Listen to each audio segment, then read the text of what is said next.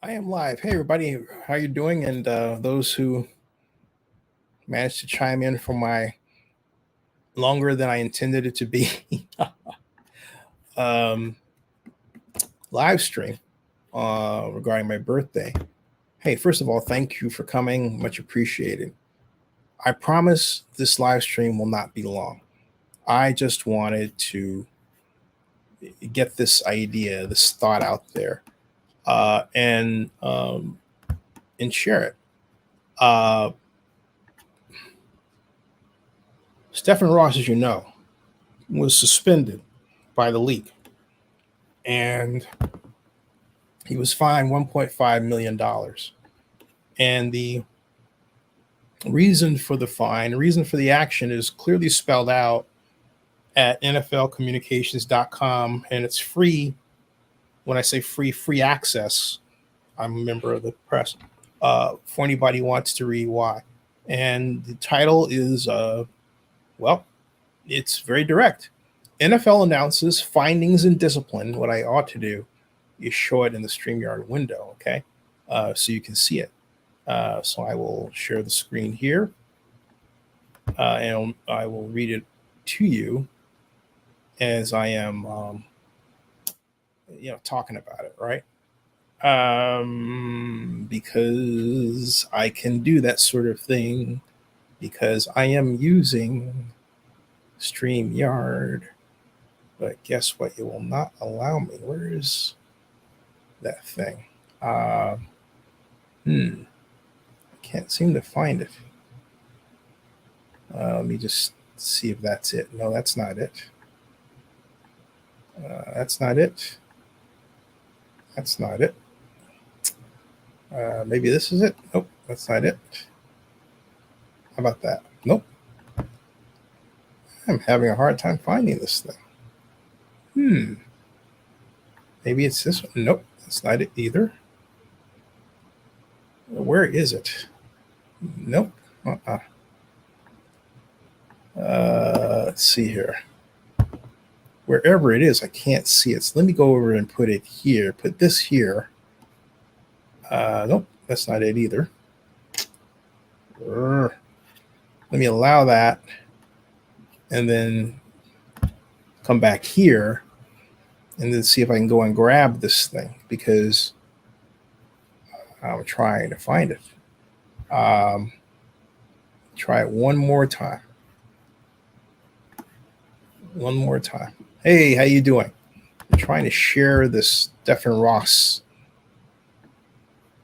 posting by the league.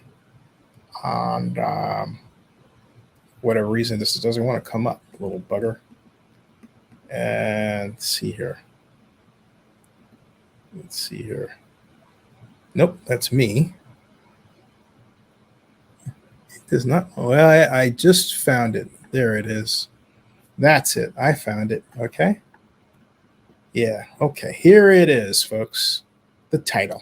Sorry about that. I had it preset. NFL announces findings and discipline following independent investigation of integrity of the game violations by the Miami Dolphins. And Stephen Ross should thank God they didn't put his name on it. I want to start by saying this. I admire, respect, and I'm happy to call Mr. Ross my friend. He has always been gracious with his time and intentioned with his actions, as I can put that. So I believe I understand why Mr. Ross did what he did, but this is what the NFL is reporting. NFL Commissioner Roger Goodell today notified the Miami Dolphins of the discipline imposed for violations of NFL policies relating to the integrity of the game. And this follows up a 6-month investigation covering events from 2019 to 2022 that were led by former U.S. Attorney and SEC Chair Mary Jo White and a team of warriors, a team of lawyers from the DeBovis law firm. The commissioner expressed his deep appreciation to Ms. White and her colleagues for their comprehensive and objective review of these matters. The investigation focused on 2 subjects: whether the Dolphins violated league rules prohibiting tampering with a player and coach under contract to other clubs, and whether during the 2019 season the Dolphins intentionally lost games or the whole tampering rule, right? The tanking rule, excuse me, to improve the club's draft position in the 2020 draft, and whether Dolphins chairman and managing general partner Mr. Stephen Ross offered head coach Brian Flores financial incentives or otherwise encouraged him to lose games. Okay. The investigation conclusively established violations of the anti-tampering policy on 3 separate occasions. The Dolphins had impermissible communications with quarterback Tom Brady in 2019-2020 while he was under contract with the New England Patriots. And those communications continued as early as 2019 through that season and postseason. And those discussions were conducted by Mr. Beal, who in turn kept Mr. Ross and other Dolphins executives informed of his discussions with Tom Brady. The Dolphins again had impermissible communications with both Tom Brady and his agent during and after the 2021 season when he was with the Bucs. And that included the possibility of his playing for the Dolphins. Both Mr. Ross and Mr. Beal were active participants in those discussions. And in January of this year, the Dolphins had impermissible communications with Don Yee, the agent for New Orleans Saints head coach Sean Peyton, about having Mr. Peyton serve as Miami's head coach. So what Steve was trying to do, Stephen was trying to do, was put together this kind of dream team of quarterback Tom Brady and coach, Sean Payton. All right, that's what he was trying to do. And he said the investigations found tampering violations. All right. Now, tanking to improve draft position. They said this did not happen. This didn't occur at all. This is very long, and I'm not going to go into reading it for this purpose because I want to go back and say what I want to say, because I thought that was going to be a really difficult thing to hold on to. So I'm not even going to borrow it. Because I heard, yeah, me too. I did. Hey, Jesus, how you doing? Stephen Ross is getting older. Okay. I've just turned 60. And you get to the point in life where you start thinking, gee, have I achieved all that I want to achieve? In my case, certainly not. But Mr. Ross is a billionaire, right? But look, there is a reason you buy a birthday. There's a reason you buy an NFL team. And the reason you buy that NFL team is because it's not just that you want to have the team. It's not just that you want to have this gigantic increase in franchise value that you can pocket. It's not the revenue throw off. It's not just that. It's for the euphoria that comes with winning a world championship, a Super Bowl, or in the case of Bob Kraft, multiple times. All right. Mr. Ross is 82 years old. Mr. Ross is 82 years old. He is impatient. He wants to win now. He wants something to happen now. Okay. He wants the buzz to be about the Miami Dolphins. He wants it now. He doesn't want to be in a place where he's getting older and worrying about his health and not achieving his dream. So what did he do? He did what any person in that position would do. They're not getting, hey, how you doing, Jeremy? They're not getting what they thought they were going to get from the head coach they hired. That was Brian Flores. So rather than fire him, what Ross tries to do is think of different ways where you can assist him, okay? But then that didn't work out for a set of reasons. If I can take a momentary aside, I think as much as I support what Brian's doing in the lawsuit as a much-needed shake-em-up, Brian has a particular bedside manner that caused him to get into the office, but also caused him to not do the right things to stay in the office. And I think that's a reason why he is an assistant with the Steelers rather than immediately swept up by some other team as head coach. Okay. And I boil that down to when I met him and I wanted to get an interview. And he was very nice about pushing me off, but he did push me off. Am I complaining because he pushed me off? No. It's the manner in which he came across. It was more militaristic. Highway. I have this highway. I have this way. I have this way. But in modern time, you can't do that. And what I wanted to do and should have done was given him the talk that someone needed to give Todd Bozeman when he was Cal's first black head coach. And that is the talk that says, hey, young man, you got to be more flexible and adjustable about who you are, because you're at a place where you're a constant target and people are not going to like that you're super authoritative, and they're going to take that and use it against you in some kind of way. They're going to think, hey, how dare he? Okay. It doesn't matter if it's some players, or it doesn't matter in particular if it's your higher ups. All right. Because as black young men were put in positions of power like head coach of an NFL team, unless you understand how to massage egos, okay, what will happen to you is what happened to Brian. There is that. There is that. All right.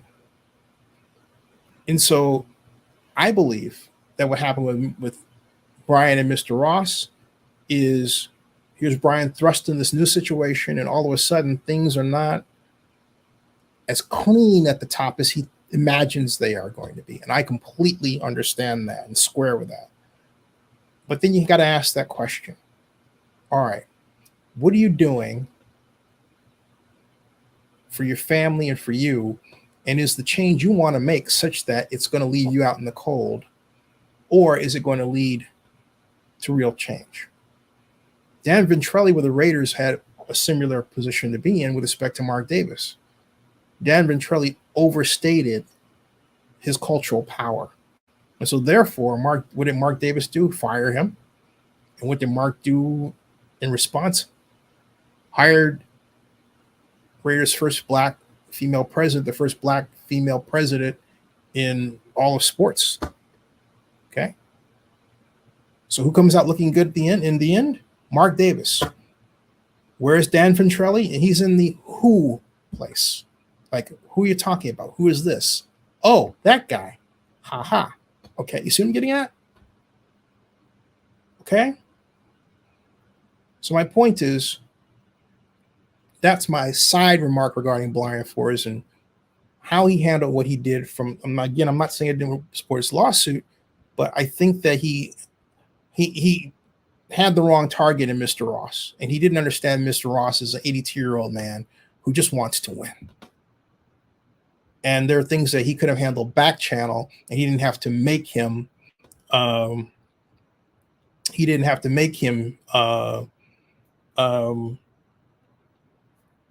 Do that. And yes, I do know about the Deshaun Smith. I'm going to save that for another live stream. I want to make this short so I can get to that. Okay, I know about that. So let me get this done, and I'll get back. Get out of this, and I'll come back to that in another title. Anyway, Mr. Ross wants to win. I don't support the way he handled it, but I understand 1,000% what he wants. And I believe that what he should do is, rather than, he was trying to do it the Magic Johnson way or the LeBron James way. I'm going to assemble this team and I'm going to, right? But he overstepped. And he had it in mind, I think maybe a little bit of what Al Davis did with John Gruden, right? I get that. But what I believe Mr. Ross needs to do is take a look at the league and say, what is it that everybody else is doing, and what can we do to leapfrog everybody else? And I'll tell you, run pure West Coast offense, precision passing, slightly upgraded to work with the fact that defenses are even faster than they've ever been. and then run that offense. No one else is doing that. You hear what I'm saying? With respect to time motion study, no one else is running the kind of offense that I described in my Eagle offense from the NFL as a first approach, but would expand on it greatly. A lot of the keys to what I'm talking about are actually in the 70s running games, in particular ran by the Pittsburgh Steelers and the Dallas Cowboys. All right. Okay. My point is that if Mr. Ross had me, I would say, sir, let's try a more strategic approach. Let's try building our own offense. I remember I was talking to Jed York and about at the NFL meeting, and I like Jed, but he said something that made me uncomfortable. And so I'll just say this straight out. I think that Jed needs to have a knowledge of what kind of system he wants the Niners to run. He disagrees. Jed thinks that he needs to stay out of the way and let the people he hired do that. But you know what? Then you run the danger of not getting what you want. And the reason why I say that so pointedly about Jed and the Niners is because they were the birthplace of the West Coast offense under Bill Walsh. Jed should know that offense chapter and verse. No excuse not to know it. So I think they're going to have some problems this year because they don't pay attention to precision offensive assembly and passing to the point where Bill Walsh would be happy with them at all. I certainly am not. And I've interviewed Bill Walsh. I can say that. All right. So I hope, Mr. Ross gets out of this and gets the kind of team he wants. He deserves it. I'm not sure that Mike McDaniels is going to get him that. But you know what? That's why they play the game. Just, my objection to Mr. Ross handing Mike McDaniels is it was more of a response to it was almost like a knee-jerk response to being accused of being racist by Flores. And Mr. Ross isn't racist compared to a lot of people. I mean, all right. For a lot of reasons I just don't want to go into. Okay. I just don't. But I think he gets a very bad rap. He is a rich guy who wants to win. He's got a front office full of people who look like me. He's hired some legendary folks like Jim Caldwell. Should he have hired somebody black? Yeah. Should he have hired McDaniel? No, but the person that hired him, that brought him in, actually was black. So when you start looking at the Dolphins with Mr. Ross, it becomes racially complicated real fast. You can't just go, hey, but okay. Don't work like that. I like Mr. Ross a lot. All right. Subscribe to Zenny62 and bookmark OaklandNewsNowBlog.com. And again, I don't condone what Mr. Ross did. I understand why he did it, though. All right. It is a surprise.